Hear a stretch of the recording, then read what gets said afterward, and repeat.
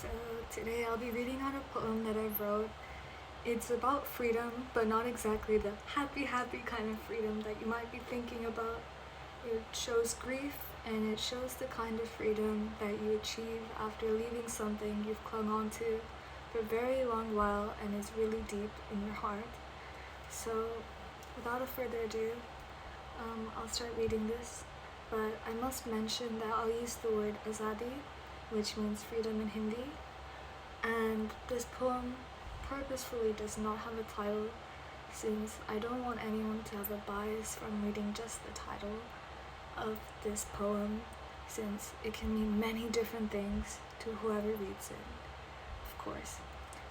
But this is more about my life, and I have my own meaning to it, which I will not be explaining, but I hope you'll understand, and it speaks to your heart. So let's begin. Scraping the soil under my dry and bloodthirsty nails, scratching and itching tirelessly till blood streams down my eyes. Scars and silvers of the past emerge, screaming unforgivably my sorrowful fails. Skillfully and intricately sketching the outline of my life in painful lies. Murmuring and whispering clouds swallow out my ears in a wave of despair, forever haunting and bewitching me with their frightful glare. Oh brother, how you've become so fair. High above, you dwell on my lifeless soul as trivial welfare. My transparent longing for life reaches porously, severing each socket of my sweltering pores, enlarging and shrinking a path to my definite demise.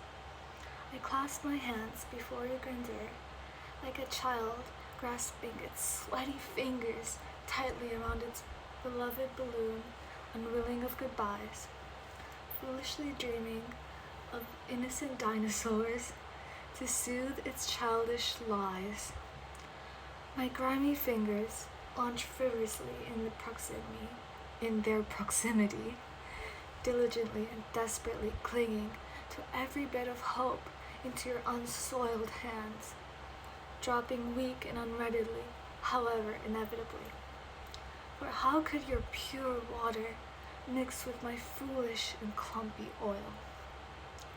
The sweet nectar of our soft childish laughs, and the bridges we held up for one another, shatters like a glass pane.